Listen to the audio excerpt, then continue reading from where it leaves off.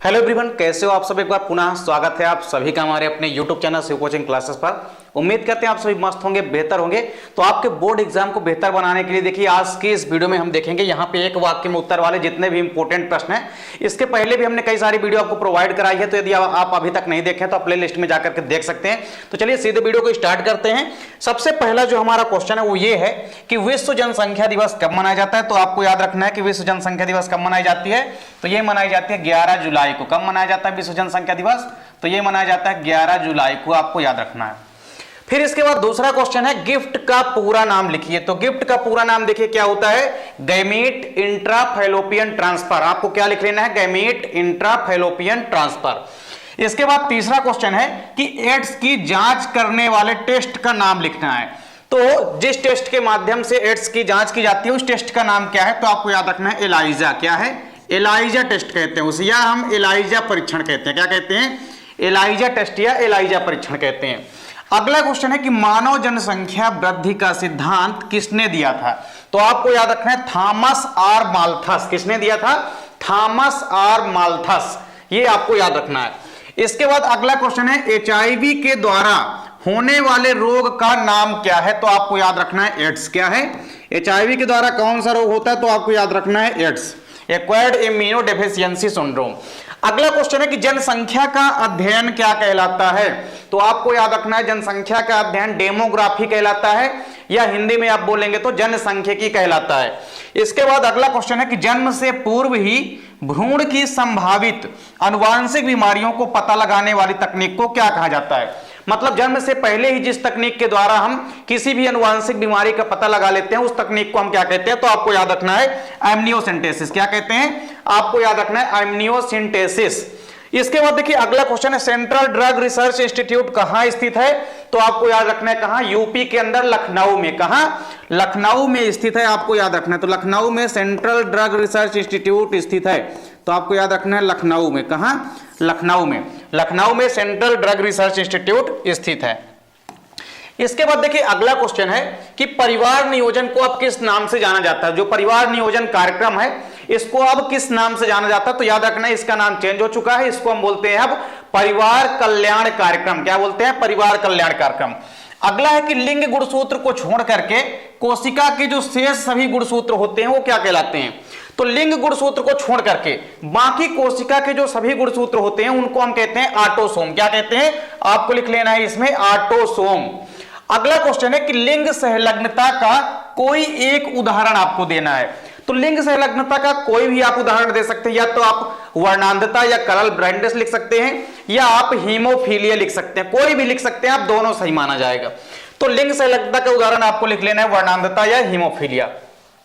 अगला क्वेश्चन है कि मानव जनसंख्या वृद्धि का सिद्धांत किसने दिया था? तो आपको याद रखना है थॉमस आर माल्थस ने दिया था। इसके बाद अगला क्वेश्चन है ब्लीडर्स रोग का दूसरा नाम क्या है? तो आपको याद रखना है हीमोफीलिया। क्या है? हीमोफीलिया को ही हम क्या कहते हैं? ब्लीडर्स रोग कहते हैं।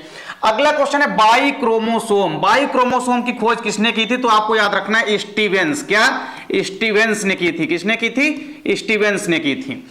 अगला क्वेश्चन है एक संकर क्रॉस का जीनोटाइप अनुपात क्या होता है? तो आपको याद रखना है 1:2:1, 1:2:1। ये रेशियो होता है किसका? एक संकर क्रॉस का जीनोटाइप। अगला क्वेश्चन है कि क्रोमोसोम की खोज किसने की थी? तो क्रोमोसोम की खोज आपको याद रखना है किसने की थी? स्ट्रासबर्गर ने। किसने की थी? स्ट्रासबर्गर ने। और यदि आपसे पूछे कि क्रोमोसोम शब्द का प्रयोग सबसे पहले किसने किया, तो आपको लिखना है वाल्डेयर ने। किसने? वाल्डेयर ने। अगला क्वेश्चन है उस क्रोमोसोम का नाम बताइए जिसमें सेंट्रोमियर नहीं होते हैं। तो उस क्रोमोसोम का नाम क्या है जिसमें सेंट्रोमियर नहीं होते हैं? उस क्रोमोसोम का नाम है एसेंट्रिक क्रोमोसोम। क्या है? एसेंट्रिक। तो एसेंट्रिक आप इसका राइट आंसर लिख लेंगे, एसेंट्रिक। तो एसेंट्रिक प्रकार के जो भी क्रोमोसोम होते हैं उनमें आपको याद रखना है सेंट्रोमियर नहीं पाए जाते हैं। अगला क्वेश्चन है एक संकर क्रॉस का जीनोटाइप रेशियो क्या होता है?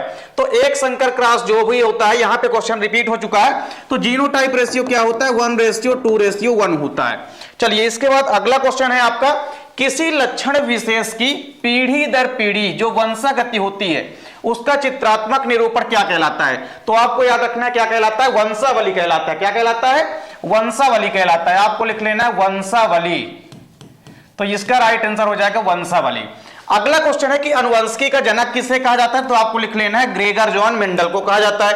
फिर अगला क्वेश्चन है मेंडल के प्रयोगों में F1 से क्या तात्पर्य है, तो मेंडल के प्रयोगों में F1 से तात्पर्य है प्रथम संतति पीढ़ी। क्या है, प्रथम संतति पीढ़ी।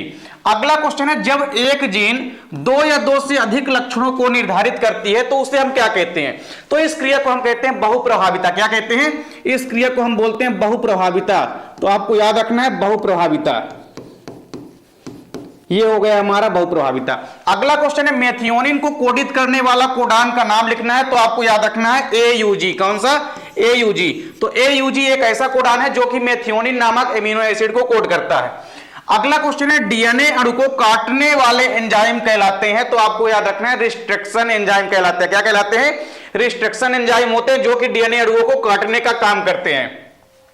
अगला क्वेश्चन है उस एंजाइम का नाम बताना है जो कि अनुलेखन की प्रक्रिया में सहायता करता है, तो आपको याद रखना है आरएनए पॉलीमरेज। क्या, आरएनए पॉलीमरेज एक ऐसा एंजाइम है जो कि आपको याद रखना है अनुलेखन यानी कि ट्रांसक्रिप्शन की प्रक्रिया में भाग लेता है। तो इस प्रकार से ये हो गया आपका क्वेश्चन। अगला क्वेश्चन है प्रोटीन संश्लेषण में समारंभन करने वाले अमीनो अम्ल का नाम बताना है। यहां पे अमीनो एसिड का नाम पूछा गया है जो कि प्रोटीन संश्लेषण के समय श्रृंखला निर्माण का प्रारंभन करते हैं। तो प्रोटीन संश्लेषण का समारंभन करने वाले अमीनो अम्ल का नाम कौन सा है, तो आपको याद रखना है मेथियोनिन। क्या है, मेथियोनिन। तो इसका राइट आंसर आपको लिखना है मेथियोनिन। तो ये हो गया आपका मेथियोनिन। इसके बाद अगला क्वेश्चन है डीएनए फिंगरप्रिंटिंग तकनीक का विकास करने वाले वैज्ञानिक का नाम लिखना है, मतलब डीएनए फिंगरप्रिंटिंग तकनीक को किसने विकसित किया, तो आपको याद रखना है किसने विकसित किया था, एलेक जेफरी ने। किसने किया था, एलेक जेफरी, आपको लिख लेना है। अगला क्वेश्चन है कि जीन को अपनी अभिव्यक्ति को प्रदर्शित नहीं करते, मतलब वे जीन जो अपनी अभिव्यक्ति को प्रदर्शित नहीं करते उन्हें हम क्या कहते हैं, तो ऐसे जीनों को आपको याद रखना है हम कहते हैं साइलेंट जीन। क्या कहते हैं, साइलेंट जीन। अगला क्वेश्चन है किसी एक समापन कोडान का नाम लिखना है, तो कई सारे समापन कोडान है, आप किसी का भी नाम लिख सकते हैं, UAA, इसके अलावा आप UAG, इसके अलावा आप क्या लिख सकते हैं, UAG। क्या लिख सकते हैं आप, UAG या UGA लिख सकते हैं। आप तीनों के तीनों समापन कोडान है, आप किसी का भी नाम लिख सकते हैं। इसके बाद अगला क्वेश्चन है डीएनए से mRNA बनने की क्रिया क्या कहलाती है, तो आपको याद रखना है ट्रांसक्रिप्शन या अनुलेखन कहलाती है। क्या कहलाती है, ट्रांसक्रिप्शन या अनुलेखन कहलाती है। अगला क्वेश्चन है कितने प्रकार के कोडान जो हैं वो 20 अमीनो अम्लों को कोड करने का कार्य करते हैं, तो आपको याद रखना है कि टोटल 61 यानी कि 61 कोडान ऐसे हैं जो कि 20 अमीनो एसिड को कोड करने का काम करते हैं, तो आपको याद रखना है 61 अमीनो एसिड, 61 जो कोडान होते हैं ये 20 प्रकार के अमीनो एसिड को कोड करने का काम करते हैं। अगला क्वेश्चन है सबसे पहले न्यूक्लिक अम्ल की खोज किसने की, तो आपको याद रखना है फ्रेडरिक मिसर ने। किसने की थी, फ्रेडरिक मिसर ने। तो आपको याद रखना है किसने की थी, फ्रेडरिक मिसर ने की थी किसकी, न्यूक्लिक अम्ल की खोज। अगला क्वेश्चन है एक जीन में औसतन कितने न्यूक्लियोटाइड होते हैं, तो आपको याद रखना है कितने होते हैं, 1000 यानी कि 1000। अगला क्वेश्चन है कि डीएनए में शर्करा एवं फास्फोरिक अम्ल के मिलने से कौन सा बंध बनता है, तो आपको याद रखना है फास्फोडाइएस्टर। क्या बनता है, फास्फोडाइएस्टर बंध बनता है, फास्फोडाइएस्टर। तो ये आपको याद रखना है फास्फोडाइएस्टर। फिर इसके बाद अगला क्वेश्चन है जीन नियंत्रण की ओपरान संकल्पना, ओपरान मॉडल किसने दिया था, तो आपको याद रखना है किसने दिया था ओपरान मॉडल, जैकब एवं मोनाड ने। किसने दिया था, जैकब एवं मोनाड, आपको यहां पे लिख लेना है। अगला क्वेश्चन है कि आरएनए द्वारा डीएनए बनने की क्रिया क्या कहलाती है, तो अगर डीएनए से आरएनए बनता है तो उसे हम ट्रांसक्रिप्शन बोलते हैं, और अगर आरएनए से डीएनए बन जाए तो इस प्रक्रिया को हम क्या बोलते हैं, रिवर्स ट्रांसक्रिप्शन बोलते हैं। क्या बोलते हैं, रिवर्स ट्रांसक्रिप्शन बोलते हैं। अगला क्वेश्चन है कि प्रथम प्रयोगशाला में कृत्रिम जीन बनाने वाले वैज्ञानिक कौन है, तो आपको याद रखना है कि हरिगोविंद खुराना। कौन, हरिगोविंद खुराना। आपको याद रखना है कि सबसे पहले प्रयोगशाला में इन्होंने ही कृत्रिम जीन का संश्लेषण किया था। अगला क्वेश्चन है कि एक ऐसा रोग का नाम बताना है जो कि अनियंत्रित कोशिका विभाजन के कारण होता है, तो आपको याद रखना है कि कैंसर रोग जो होता है ये अनियंत्रित कोशिकाओं के विभाजित होने के कारण होता है। अगला क्वेश्चन है वह न्यूक्लिक अम्ल जिसमें राइबोज शुगर पाई जाती है उसे हम क्या बोलते हैं, तो आपको याद रखना है आरएनए। आरएनए एक ऐसा न्यूक्लिक एसिड है जिसके अंदर राइबोज शुगर पाई जाती है। अगला क्वेश्चन है डीएनए के दोनों स्ट्रैंड्स के अलग होने की प्रक्रिया क्या कहलाती है? तो आपको याद रखना क्या कहलाती है? डीनेचुरेशन कहलाती है। क्या कहलाती है? डीनेचुरेशन कहलाती है। तो डीनेचुरेशन कहलाती है डीएनए के दोनों स्ट्रैंड्स के अलग होने की प्रक्रिया। तो इस प्रकार से यहां पे 40 क्वेश्चन हमने आपको कवर कराया। उम्मीद करता हूं वीडियो पसंद आई होगी और ऐसी लगातार पेपर के पहले आपके लिए कई सारी वीडियो हम आपको प्रोवाइड कराएंगे।